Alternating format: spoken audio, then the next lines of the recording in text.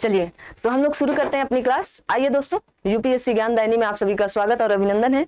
तो जैसे कि अपनी वही ऊर्जावान लाइन से शुरू करते हैं जो अपनी असफलताओं से सीख कर आगे बढ़ते हैं, उस वही क्या करते हैं, इतिहास रचते हैं। हमेशा आप देखेंगे जैसे आपके प्राइम मिनिस्टर हो गए, क्या करते थे, चाय बेचते थे, और फिर वो क्या हुए, आपके देश के प्राइम मिनिस्टर हो गए ना।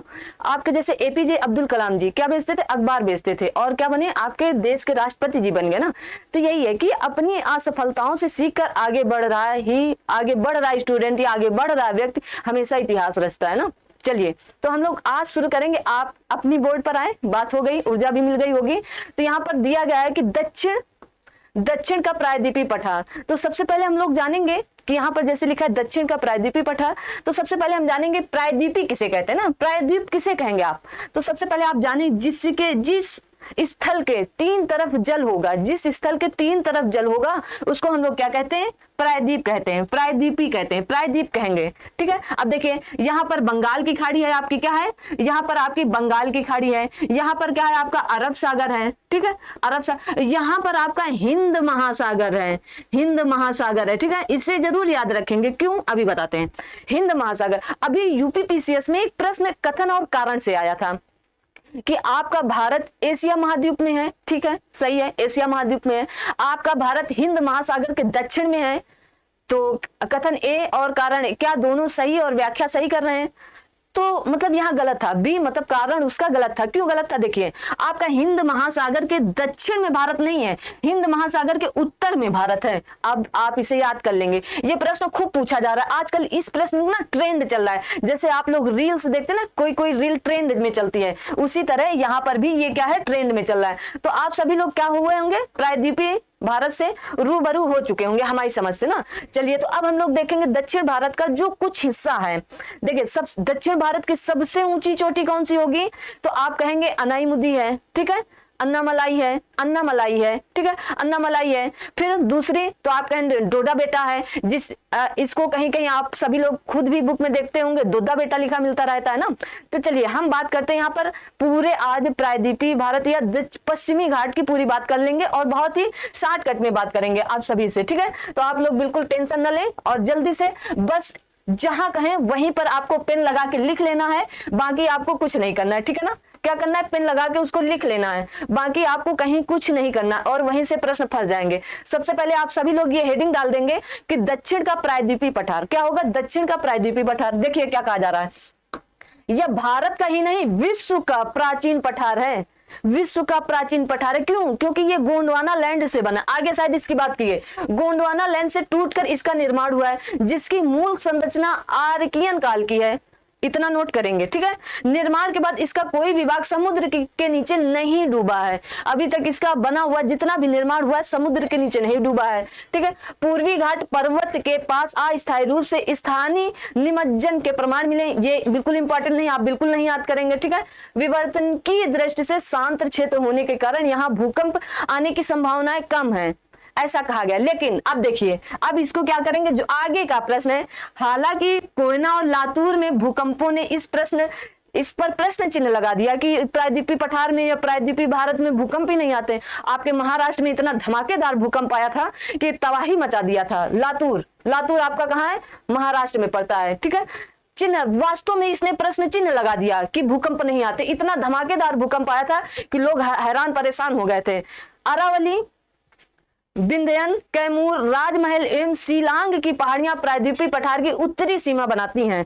देखिए जो अब यही सीख लें, जो आपकी विंध्यन पहाड़ी है जिसे हम विंध्यन क्षेत्र कहते हैं, वो भारत को उत्तर और दक्षिण में दो बराबर भागों में विभाजित कर देती है। अभी उसकी चर्चा भी होगी बहुत अच्छे से, आज हम लोग प्रायद्वीपीय भारत के बारे में जानेंगे। ठीक है ना, इसका दक्षिणी छोर जितना लगा रहे हैं कन्याकुमारी है, हिंद महासागर को छूती है। मैंने पहले ही बताया हिंद महासागर के उत्तर में आपका भारत है, क्योंकि आपकी जो कन्याकुमारी वो हिंद महासागर को छूती है। देखिए यहाँ पर बात कही गई, इसकी पूर्वी सीमा पूर्वी घाट पर्वत जो पूर्वी तटीय मैदान के पश्चिमी में स्थित है। ये भी कोई इतना इंपॉर्टेंट पॉइंट नहीं था, आप इसे नहीं भी कर सकते, बस आप ये रखेंगे यह एक ब्लॉक पर्वत के रूप में है। गोंडवाना लैंड के विभाजन के दौरान अफ्रीका से भारत के अलग होने के क्रम में अरब सागर के रूप में, ये पूरी लाइन आप पढ़ लेंगे, अरब सागर के रूप में भ्रंश घाटी का निर्माण हुआ, जो भ्रंश कगार के रूप में पश्चिमी घाट पर्वत बच गया था। ठीक है, प्रायद्वीपीय भारत के पश्चिमी तट की तीव्र ढाल, अब आप देखेंगे इसकी कितनी तीव्र ढाल है, अभी हम आपको एक एक मैप में बताएंगे। ठीक है ना, यहाँ एक ध्यान योग्य ये है कि पूर्वी घाट पर्वत के दक्षिण पूर्व भाग में स्थित ये जो है तमिलनाडु है, यहाँ पर तमिलनाडु नहीं है, तमिलनाडु उच्च भूमि भी प्रायद्वीपीय पठार का हिस्सा है। ठीक है, ये तमिलनाडु है। ठीक है, आप लोग इसको देखेंगे, तमिलनाडु नहीं है, तमिलनाडु है।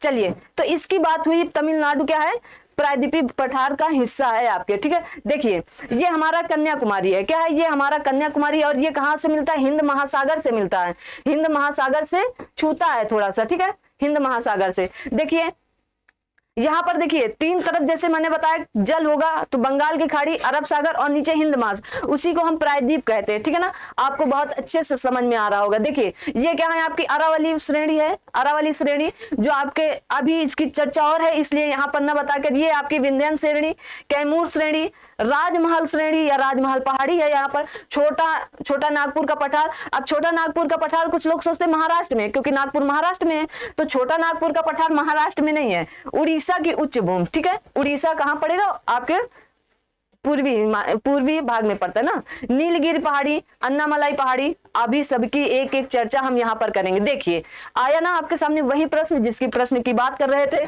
चलिए आइए देख लेते हैं, एकदम गौर से देखेंगे इन सभी को। जैसे कहा जा रहा है प्रायद्वीपीय भारत की सीमा बनाने वाली पर्वत श्रेणियां। अब प्रायद्वीपीय भारत की सीमा बनाने वाली पर्वत श्रेणियां, चलिए अरावली है। अरावली जो है, ये अरावली पर्वत, देखिए अरावली में कई चीजें इंपॉर्टेंट, यहाँ पर गुरु शिखर है, यहाँ पर जैनों का दिलवाड़ा मंदिर है, वो दिलवाड़ा जो जैन मंदिर है वो जैन का मंदिर है, मतलब बौद्ध जैन का ना, जो बौद्ध जैन है, दिलवाड़ा जैन मंदिर एक साथ पढ़ा ही जाता है। चलिए प्रायद्वीपीय भारत के उत्तर पश्चिमी सीमा पर स्थित, प्रायद्वीपीय भारत के उत्तर पश्चिम में, देखिए ये प्रायद्वीपीय भारत है, उत्तर ये हो गया और पश्चिम में, उत्तर पश्चिम बिल्कुल यहीं पर है आपका। ठीक है, ऐसे ही याद कर, उत्तर पश्चिम सीमा में अरावली एक अवशिष्ट पर्वत है, घिसा पिटा पर्वत है आपका। अवशिष्ट का मतलब घिसा पिटा पर्वत है ना। यह विश्व के प्राचीनतम मोरदार पर्वतों में से एक है। अरावली की लंबाई लगभग 800 किलोमीटर है, जो दिल्ली से पालनपुर गुजरात तक जाती है, दिल्ली से पालनपुर गुजरात तक फैला हुआ है। यह उदयपुर के निकट जारंगा, पूर्वी दिल्ली के समीप दिल्ली की पहाड़ियों के नाम से जाना जाता है, दिल्ली की पहाड़ियों के नाम से इसे जाना जाता है। ठीक है, जारंगा एवं दिल्ली के समीप। अरावली पर्वत का सर्वोच्च शिखर, अरावली पर्वत का सर्वोच्च शिखर गुरु शिखर है, यह आबू पहाड़ी पर है। ठीक है, गुरु शिखर 15 किलोमीटर दक्षिण में माउंट आबू स्थित है। यह एक स्वास्थ्यवर्धक स्थान है, यहाँ पर लोग खूब घूमने जाते हैं। ठीक है, ब्रह्म कुमारियों ने खाना बनाने के लिए विश्व की सबसे बड़ी सौर वाष्प प्रणाली इसी माउंट आबू में स्थापित की थी, अब नहीं है। अब ये कहाँ खिसक गई, वर्तमान में अभी यहाँ पर, ये शायद महाराष्ट्र में अब चली गई। ठीक है, ये देखिए वर्तमान में श्री साईं बाबा संस्थान ट्रस्ट शिरडी महाराष्ट्र में खाना बनाने की विश्व की सबसे बड़ी सौर वाष्प प्रणाली कार्यरत है, वहां पर अब बनाई जा रही, कार्यरत है। ठीक है, तो इतनी बातें इसमें याद रखें। जैनियों का प्रसिद्ध धर्म स्थल दिलवाड़ा जैन मंदिर माउंट आबू में स्थित है।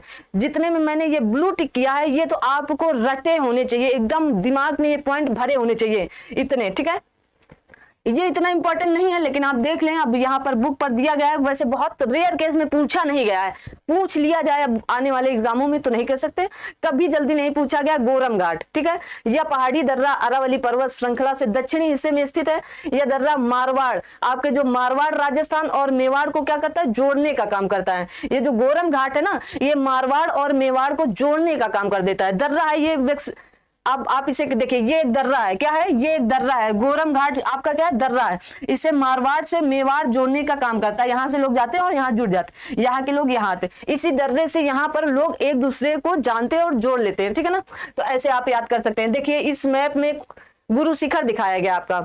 अरावली कहाँ पर है आपकी, ये देखिए अरावली पर्वत श्रेणी ये आपकी है, अरावली पर्वत श्रेणी ये है, और यहीं पर क्या है, गुरु शिखर है, और गुरु शिखर में क्या है, माउंट आबू है। देखिए सारी चीजें क्लियर है ना आपको। माउंट आबू है, यहीं पर देखिए पालनपुर है आपका। पालनपुर आप याद रखेंगे गुजरात का है ना, पालनपुर आपका गुजरात का है। गुजरात तक ये फैला है, दिल्ली में भी है, राजस्थान में भी है और गुजरात में भी है। क्या, अरावली श्रेणी आपकी। ठीक है, इसको हल्के में मत लेना आप सभी लोग।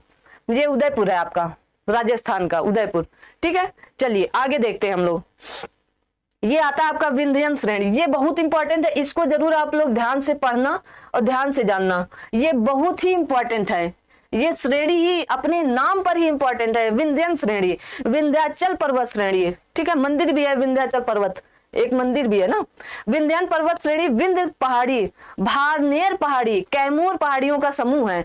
मतलब विंध्य पहाड़ी, भारनेर पहाड़ी और कैमूर पहाड़ियों का एक समूह है क्या, विंध्याचल पर्वत श्रेणी। ठीक है, यह उत्तर भारत को दक्षिण भारत से अलग करता है। जैसे मैंने बताया ना, ये उत्तर भारत को दक्षिण भारत से अलग कर देता है। ये पर्वत जो है ये उत्तर भारत को और दक्षिण भारत, जैसे ये पर्वत है और ये उत्तर और ये दक्षिण, ऐसे अलग कर देता है इन दोनों को। ठीक है ना, तो इनको क्या करता है, अलग करता है। भारनेर पहाड़ी के पूर्वी हिस्से में भांडेर का पहाड़ है। बिल्कुल नहीं पूछा गया, बिल्कुल नहीं याद करेंगे आप। ठीक है, बस जान लें। इस श्रेणी के उत्तर पश्चिम हिस्से में मालवा का पठार, ये जरूर पूछा गया है, मालवा का पठार है। पूर्वी हिस्से में बघेलखंड का पठार, ये भी खूब पूछा जाता है, बघेलखंड। नर्मदा नदी विंध्याचल श्रेणी के, नर्मदा नदी भी पूछी जाती है। दक्षिणी हिस्से में पूर्व से पश्चिम की ओर दरार घाटी में बहती है। ठीक है, जो आपकी नर्मदा नदी है, नर्मदा नदी जो है ये हिमाचल श्रेणी के दक्षिणी हिस्से में पूर्व से पश्चिम की ओर दरार घाटी में बहती है। ठीक है, चलिए उसके बाद कहा गया है यहाँ पर देखिए, विंध्याचल पर्वत श्रेणी वस्तुतः नर्मदा घाटी उत्तरी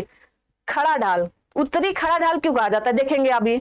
चलिए और देख लें, अभी हम बता रहे हैं उत्तरी खड़ा ढाल मात्र है, और ठीक उसी तरह जैसे कैमूर पहाड़ी सोन घाटी का पश्चिमी खड़ा ढाल है। ठीक है, चलिए आइए देखते हैं। देखिए पहले आपको नर्मदा, देखिए उत्तरी खड़ा ढाल क्यों कहा गया, देखिए ये आपकी नर्मदा नदी है और ये उत्तरी खड़ा ढाल की तरह एकदम सीधी चली जाती है।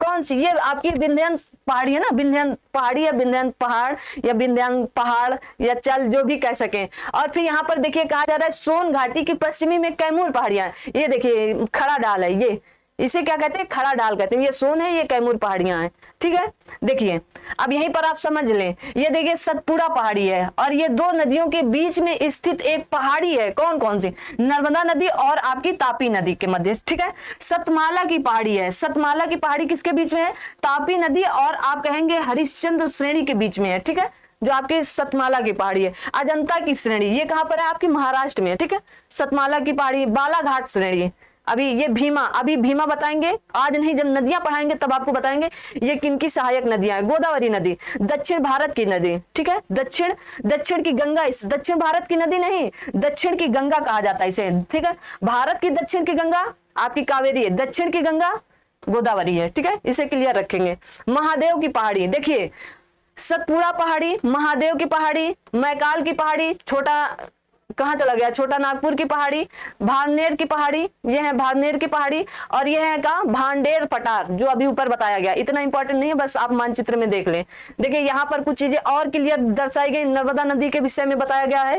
देखिए कैसे बताया गया है, ये विंध्याचल पर्वत ही है आपका, कहां पर, ये भारत को उत्तर और दक्षिण के बराबर भागों में विभाजित कर देता है। जैसे आपकी मकर रेखा भारत को दो बराबर भागों में विभाजित कर देती है। आपके भारत के बीचों बीच से कर्क रेखा गुजरती है ना, बीचों बीच से कर्क रेखा गुजरती है, जो 8 राज्यों से होकर गुजरती है। ठीक है, ये देखिए मैकाल का पहाड़ी, मैकाल की पहाड़ी, भागेलखंड या भागेल की पहाड़ी है आपकी, कैमूर की पहाड़ियां हैं। ये देखिए सोन नदी है और सोन नदी के ढाल पर, खड़ा ढाल पर कैमूर की पहाड़ियां हैं। भारनेर की पहाड़ी है। ये देखिए विंध्याचल पर्वत कहां पर है, कह रहे हैं नर्मदा घाटी के ढाल पर, मतलब खड़े ढाल पर। ये देखिए ऐसे आते हैं और ये नर्मदा नदी है आपकी। ठीक है, चलिए अगला क्या आता है, अगला वही पहाड़ी है, कोई दिक्कत नहीं है, मतलब उन्हीं की बात की गई है तो आप इन्हें देख सकते हैं, कोई दिक्कत नहीं है। आप इनका फोटो मतलब स्क्रीनशॉट लेकर आप देख सकते हैं, कुछ आप अपने से भी वर्क करेंगे तो आपको ज्यादा समझ में आएगा। चलिए देखिए, विंध्याचल पर्वत श्रेणी उत्तर भारत एवं दक्षिण भारत के मध्य एक प्रमुख जल विभाजक का कार्य करती है। जो आपका विंध्याचल पर्वत है वो उत्तर भारत और दक्षिण भारत के जल विभाजक के रूप में कार्य करती है। इसी उत्तरी सिरे से निकलने वाली नदियों की ढाल मुख्यतः दक्षिण से क्या होती है, उत्तर की ओर होती है, दक्षिण से उत्तर की ओर होती है, अंततः गंगा यमुना अपवाह तंत्र में मिल जाती हैं। ठीक है, इसके दक्षिण स्थित प्रायद्वीपीय भारत की नदियों की ढाल पूर्व एवं दक्षिण पूर्वी की तरफ है। यही कारण है कि पश्चिमी घाट से निकलने वाली गोदावरी, कृष्णा, कावेरी आदि नदियां बंगाल के बंगाल या अरब सागर में न गिर करके लंबी दूरी तय करती हैं। ठीक है, बंगाल की खाड़ी में गिरती हैं, बगल के अरब सागर में नहीं गिरती हैं। देखिए बगल में है ना, ये कृष्णा कावेरी सब अरब की तरफ की है ना, इधर की, जैसे इधर की, ये भारत है और सारी नदियां इधर की हैं, तो ये सब इधर नहीं गिरती हैं, ये सब इधर आती है, कहाँ, आपके बंगाल की खाड़ी की तरफ आती है। क्यों, देखिए यही तो बात यहाँ बताएगी। नर्मदा और तापी इसका अपवाद या अपवाद है, क्योंकि ये सब कहाँ, अरब की सागर गिरती हैं, इसीलिए अपवाद है, ठीक है ना। जो पूरब की ओर न बहकर पश्चिम की ओर बहती हुई अरब सागर में गिरती है, इसका कारण यह है कि ये दोनों नदियां दरार घाटी या रिफ्ट वैली में बहती हैं, ठीक, इसीलिए दरार घाटी कहा गया था ना उसको, नर्मदा नदी को, कि दरार घाटी में बहती है। तो दरार घाटी, अब देखिए एक नया शब्द मिल गया, दरार घाटी। अब दरार घाटी को इंग्लिश में कहते हैं रिफ्ट वैली। हम लोग तो रिफ्ट वैली सब लोग जानते हैं कि रिफ्ट वैली घाटी में दो नदियां आती हैं, नर्मदा और तापी, और अब दामोदर भी आने लगी है ना, अब दरार घाटी भी आप याद रखेंगे, ठीक है। चलिए अगला देखें, पश्चिमी घाट पर्वत, जिसे हम लोग सह्याद्री पर्वत कहते हैं, बहुत ही इंपॉर्टेंट है जैव विविधता के लिए। देखिए इसमें इतना अच्छा दिया है कि हम क्या बताएं, ये बुक, ओ शिट,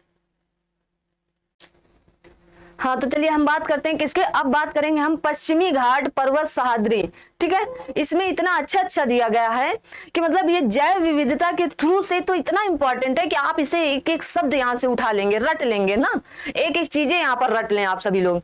चलिए देखते हैं, बार बार वीडियो पता नहीं क्यों रुक जा रही। पश्चिमी घाट पर्वत हिमालय के बाद भारत की दूसरी सबसे लंबी पर्वत श्रृंखला है। देखिए जो आपके हिमालय है ना, हिमालय के बाद भारत की बात की जाए, हिमालय के बाद भारत में सबसे लंबी पर्वत श्रृंखला आपकी पश्चिमी घाट है। अब आप नहीं कहेंगे कि क्या है, दूसरी सबसे लंबी पश्चिमी घाट है, ठीक है, जिसे हम लोग सह्याद्री कहते हैं। इसकी लंबाई लगभग 1600 किलोमीटर है। कितनी, 1600 किलो, ये भी नहीं याद करना है, बिल्कुल नहीं याद। प्रायद्वीपीय पठार के पश्चिमी तट के सहारे उत्तर में तापी नदी से, देखिए कहां से, उत्तर में तापी नदी से लेकर के दक्षिण के कन्याकुमारी तक, कहां तक, दक्षिण के कन्याकुमारी तक, और नीचे चलते हैं, दक्षिण के कन्याकुमारी तक की बात कही गई, कहां तक कि दक्षिण के कन्याकुमारी तक, अंतरीप तक इस पर्वत श्रृंखला का फैलाव है। पश्चिमी घाट पर्वत को हम सह्याद्री के नाम से जानते हैं। जो लोग नहीं जानते वो लोग जरूर जाने कि पश्चिमी घाट को ही हम लोग सह्याद्री के नाम से जानते हैं, आप सभी लोग भी जाने, ठीक है ना, नाम से जानते हैं। पश्चिमी घाट पर्वत को 3 भागों में बांट दिया गया है, जिसे उत्तरी सह्याद्री, मध्य सह्याद्री, दक्षिणी सह्याद्री कहा जाता है। थोड़ा सा इंपॉर्टेंट है क्योंकि चीजें यही छुपी है ना, तो यहाँ इसको जान लेंगे हम लोग। देखिए तापी नदी जहां से निकली वहां से कहां तक है, आपके कन्याकुमारी तक फैला है क्या, आपका पश्चिमी घाट। सोचिए कितना लंबा है, ऊपर से लेकर नीचे तक आ गया है, ठीक है। चलिए तो बात करते हैं सबसे पहले उत्तरी सह्याद्री की। तो उत्तरी सह्याद्री जो है आपका विस्तार ताप्ती नदी, जहां से तापी नदी शुरू हुई है वहां से, देखिए ताप्ती नदी, देखिए यहाँ पर दिया, ताप्ती नदी से लेकर 16 डिग्री उत्तरी अक्षांश रेखा, जो गोवा से थोड़ा उत्तर मालप्रभा नदी का उद्गम करती है, ठीक है, मालप्रभा नदी का उद्गम करती है, वहीं तक आपका उत्तरी है, ठीक है, उत्तरी सह्याद्री है आपकी, ठीक है, का उद्गम स्थान है। देखिए ये इंपॉर्टेंट नहीं है, इंपॉर्टेंट क्या है इसमें, देखिए ये जो आपके क्रिटेशियर युग है, जब आपके लावा निक्षेप से बने हुए थे, उत्तरी सह्याद्री का सर्वोच्च शिखर क्या है, काल सुबाई है, काल सुबाऊ है, कहीं कहीं ये काल सुबाई के नाम से मिलता है, कहीं कहीं काल सुबाऊ के नाम से मिलता है। तो ये कहां पर है, ये है, देखिए काल सुबाऊ उत्तरी का सबसे ऊंचा शिखर है, काल सुबाई, सुबाई वैसे यहाँ लिखा है, काल सुबाऊ होता है, चलिए कोई दिक्कत, काल सुबाऊ है। अन्य प्रमुख चोटियों में सलहर है, सलहर आपकी यहीं पर है, कहां पर है, ये देखिए सलहर दिया हुआ है, सलहर, ठीक है, सलहर है, ठीक है, सलहर है। फिर उसके बाद महाबलेश्वरम है, फिर उसके बाद हरिश्चंद्रगढ़ है। तो ये देखिए सब दिए हुए हैं, आप टेंशन बिल्कुल नहीं, ये महाबलेश्वरम दिया हुआ है, और उसके बाद कहा गया है हरिश्चंद्र, ये हरिश्चंद्र दिया, ये है। सबसे ऊंची चोटी उत्तरी की है, कौन सी, उत्तरी सह्याद्री की सबसे ऊंची चोटी काल सुबाई है, काल सुबाई, आप यहाँ पर काल सुबाई लिखा है तो आप काल सुबाई याद कर लें। और देखिए मध्यवर्ती सह्याद्री की, यहाँ पर मध्यवर्ती नीलगिरी पहाड़ी तक आता है, जब आपके 16 डिग्री उत्तरी अक्षांश के बाद कहां तक आता है, नीलगिरी पर्वत तक आता है, कहां पर, यहां तक आएगा। मान लीजिए ये 16 डिग्री हो गया, और 16 डिग्री के बाद यहां से शुरू होगा और कहां तक, यहां तक फैला हुआ है, ठीक है, मध्य वाला सह्याद्री। चलिए इसमें देख लेते हैं क्या क्या इंपॉर्टेंट है। इसमें कहा गया वस्तुतः पालघाट दर्रा ही इसका दक्षिणी सीमांकन है। जो पालघाट दर्रा है, भोरघाट, पालघाट, थालघाट, नीलगिरी और अन्नामलाई पर्वतों का अलग करता है, ठीक है। यहाँ पर और क्या जानना है जरूरी, आप बस इतना जाने, ये कुद्रेमुख के लिए जानी जाती हैं चोटियां, मध्य सह्याद्री की ऊंची चोटियों में से कुद्रेमुख है, ठीक है। पुष्पगिरी है, पुष्पगिरी आदि है। पुष्पगिरी के पास से ही कावेरी नदी निकलती है। इस श्रेणी के सबसे दक्षिण में नीलगिरी पहाड़ी है, जिसे ब्लू माउंटेन भी कहते हैं। ठीक है, नीलगिरी एक स्थलाकृति घाट है जहां पूर्वी घाट पर्वत और पश्चिमी घाट पर्वत एक दूसरे से मिल जाते हैं। वो सीमा ये ऐसी है कि यहाँ पर दोनों, ये क्या कहते हैं, उत्तरी वाला और ये मतलब पूरब पश्चिम वाले यहाँ पर मिल जाते हैं नीलगिरी पर ना। ये आप सभी लोग जान रहे हैं, आप सभी लोगों को ये सारी बातें पता ही होंगी ना। देखिए यहाँ पर इंपॉर्टेंट ये है, नीलगिरी का सर्वोच्च शिखर डोडा बेटा है, जो दक्षिण भारत का दूसरा सर्वोच्च शिखर है। नीलगिरी पहाड़ी क्षेत्र में साइलेंट वैली स्थित है, जो जैव विविधता की दृष्टि से अत्यंत महत्वपूर्ण है। ठीक है, जो जैव विविधता की दृष्टि से अत्यंत महत्वपूर्ण है। इसे साइलेंट वैली राष्ट्रीय उद्यान के रूप में घोषित किया गया है। कुंती पूजा नदी इस घाटी के मध्य से होकर गुजरती है। इतना आपको जानना ही पड़ेगा। ठीक है, साइलेंट वैली आपके केरल में है। कहां पर है? केरल में। ठीक है, ये साइलेंट वैली की बात केरल की जा रही है। चलिए लास्ट है, और लास्ट करके हम लोग इसको फिर ओवर करेंगे। दक्षिणी सादरी। दक्षिणी सादरी में देखिए सब दक्षिण कहा जाएगा ना। अब दक्षिण में आपका तमिलनाडु भी इसमें आएगा, तो ऊटी उटक मंडल भी सब आएंगे। दक्षिण भारत की सबसे ऊंची चोटी इसी के अंतर्गत आएगी ना। चलिए, पाल घाट के दक्षिण अन्नामलाई पर्वत से लेकर नागरकोयल पहाड़ी के अंतिम सिरा तक दक्षिणी सह्याद्री। अब देखिए नागरकोयल पहाड़ी कहां पर होगी? ये है नागरकोयल पहाड़ी आपकी। ठीक है, तो दक्षिणी सिरा तक आगे बात करते हैं। इसके अंतर्गत उत्तर से दक्षिण की ओर कमसा, अन्नामलाई पर्वत, कार्डमम पहाड़ी जिसे इलायची की पहाड़ी कहा जाता है, एवं नागरकोयल की पहाड़ी अवस्थित है। सभी लोग जानते हैं अन्नामलाई की, कार्डमम की, नागरकोयल की पहाड़ी। अन्नामलाई पर्वत सर्वोच्च शिखर, अन्नामलाई पर्वत का सर्वोच्च शिखर क्या है? अनाईमुड़ी है। अनाईमुड़ी पश्चिमी घाट पर्वत की सबसे ऊंची चोटी है। यही दक्षिण भारत की सबसे ऊंची चोटी है। अब आप याद रखेंगे कौन सी? अनाईमुड़ी। अनाईमुड़ी अन्नामलाई की ही है। ठीक है, अन्नामलाई पर्वत का सर्वोच्च शिखर अनाईमुड़ी है, जो दक्षिण भारत का भी सबसे ऊंचा शिखर है। ठीक है, इतनी बात आपको मोटी मोटी पता होनी चाहिए। अन्नामलाई पर्वत के दक्षिण से पालनी पहाड़ी विकसित होती है, जिसकी दिशा उत्तर पूर्व से। इतना इंपॉर्टेंट नहीं है। चलिए आगे देखते हैं, आगे क्या कह रहा है। कड़ाई कनाल जो आपका तमिलनाडु नामक एक प्रसिद्ध स्वास्थ्यवर्धक स्थान पालनी पहाड़ियों पर पड़ता है, जबकि ऊटी और ऊटक मंडल नीलगिरी तमिलनाडु में पड़ती है। जो ऊटी हम लोग खूब घूमने के लिए कहते हैं ना, कभी मौका मिला तो ऊटी या ऊटक मंडल जरूर जाएंगे। सभी लोग ऊटी खुद जाते हैं। शादी वादी होने के बाद लोग ऊटी जरूर घूमने जाएंगे, क्योंकि ऊटी में स्वास्थ्यवर्धक भी है। देखिए यहाँ पर स्वास्थ्यवर्धक की बातें की गई हैं। जैसे तमिलनाडु में कड़ाई कनाल भी है, तो स्वास्थ्यवर्धक के लिए खूब प्रसिद्ध है, लेकिन स्वास्थ्य के लिए जाते हैं लोग वहां पर। धूप से अपने शरीर में धूप सेकने के लिए भी आते हैं ना, इसलिए वहां स्वास्थ्यवर्धक के नाम से जाना जाता है। पश्चिमी घाट पर्वत पर ही शरावती नदी का, जहां जरसप्पा या जोग जलप्रपात या गरसुप्पा जलप्रपात कहा जाता है, जलप्रपात है, जिसे महात्मा गांधी नाम भी दिया गया। क्या? महात्मा गांधी नाम। पश्चिमी घाट पर्वत पर 4 प्रमुख दर्रे हैं। अब 4 प्रमुख दर्रे आप देख लेंगे, बस फिर हम क्लास ओवर करेंगे। कौन कौन सा है? थाल घाट, भोर घाट, पाल घाट। कौन सा? पाल घाट। और फिर एक है सेनकोटा दर्रा। ठीक है, बस इतनी बात। और इनकी बात हम यहाँ पर डिटेल में क्यों नहीं करना चाह रहे हैं, चलिए कर देते हैं। वैसे थाल घाट ये मुंबई से नासिक जाने का रास्ता है, जिसे NH 160 इस दर्रे से होकर गुजरती है। हम यह भी कह सकते हैं कि यह कोलकाता को मुंबई से जोड़ता है, क्योंकि कोलकाता से मुंबई जाने का मार्ग नासिक से होकर गुजरता है। आपको इतना प्रोपोगंडा नहीं याद करना है, बस थाल घाट भोर घाट आपके मुंबई के हैं, इतना याद करना है। ये मुंबई और पुणे को जोड़ता है। मुंबई पुणे एक्सप्रेसवे इस दर्रे से होकर गुजरती है। देखिए यहाँ पर बहुत अच्छे से दिखाया गया है। ठीक है, ये देखिए, ये क्या है? थाल घाट है आपका। और थाल घाट मुंबई से कहाँ जाता है? नासिक तक ये मार्ग जाता है। कहाँ तक? नासिक तक जाता है। ठीक है, और ये है भोर घाट। ये मुंबई से कहाँ जाता है आपका? पुणे तक जाता है। कहाँ तक जाता है? जिसे हम मुंबई पुणे एक्सप्रेसवे भी कहते हैं। शानदार तरीके से आपको चीजें समझ में आ रही होंगी। चलिए अब ये पाल घाट, ये आपका पड़ेगा केरल में। नीलगिरी और अन्नामलाई पर्वतों के बीच इस दर्रे का विकास हुआ। ये केरल राज्य में स्थित है। कहाँ पर है? केरल राज्य में। बस इतना याद करना है, याद उतना ही करना है। यह दक्षिण भारत के 2 प्रमुख शहरों कोच्चि और सेलम को जोड़ता है। कोच्चि और सेलम को जोड़ता है। ये क्या है? दक्षिण भारत के प्रमुख 2 शहर हैं, कोच्चि और सेलम को जोड़ता है पाल घाट दर्रा आपका। ठीक है, यह नेशनल हाईवे 544 इस दर्रे से होकर गुजरती। ये भी कह सकते हैं कि यह कोच्चि को चेन्नई से जोड़ता है। ये भी बात सही है, क्योंकि कोच्चि से चेन्नई जाने वाला मार्ग सेलम से होकर ही गुजरता है। ठीक है, तो आपको इतनी बात ये पता हो।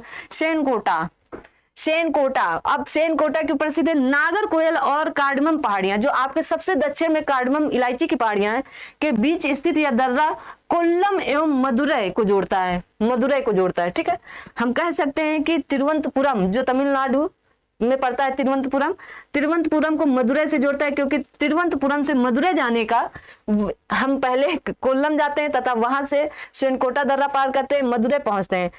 तो इस दर्रे से एनएच नेशनल हाईवे 744 गुजरती है। ठीक है, इतना आपका था। हमको लगता है आज आपको बहुत अच्छे से चीजें समझ में आई होंगी, क्योंकि आज मुझे अच्छा लग रहा है कि आप सभी लोग देखिए कोडाई कनाल ये है आपका, कार्डमम की पहाड़ियां यहाँ पर स्थित हैं आपकी, पेरियार नदी आपकी यहीं पर है, केरल में है। ये सारी चीजें कहाँ है? पालनी की पहाड़ियां भी आपकी, कोडाई कनाल कहाँ पर है? जहां पर पालनी की पहाड़ियों से है। ठीक है, अन्नामलाई ये आपकी है, भरतपुजा नदी ये है आपकी, भरत कुंती पूजा या कुंती नदी ये है आपकी, नीलगिरी पहाड़ी ये है आपकी, साइलेंट वैली राष्ट्रीय उद्यान आपका केरल में है। कहां पर है? केरल में। कावेरी नदी देखिए यहां से निकलती हुई आएगी और यहीं से फिर गुजर जाती है ना। तो ये बात हुई आपके आज ज्योग्राफी की। आज की क्लास हमको लग रहा है सबसे बेस्ट क्लास होगी अभी तक की। तो आज की क्लास हम लोग यहीं तक रखते हैं। कल पढ़ेंगे हम लोग क्या? पूर्वी घाट ना, पूर्वी घाट देखते हैं। तो आज इतना ही, कल मिलते हैं बहुत ही जल्द आप सभी के सामने। तब तक आप सभी लोग अपना ख्याल रखें, अपने साथ सभी अपनों का ख्याल रखें। मिलते हैं बहुत जल्द, तब तक आप सभी लोग अच्छे से पढ़ाई करते रहें, मन लगा कर पढ़ते रहें। ठंडी भी आ गई, अपना बचाव भी रखेंगे, धीरे धीरे सारी चीजें अच्छे से व्यवस्थित होती जाए। चलिए मिलते हैं अगली क्लास में, तब तक आप सभी लोगों के लिए जय हिंद, जय भारत।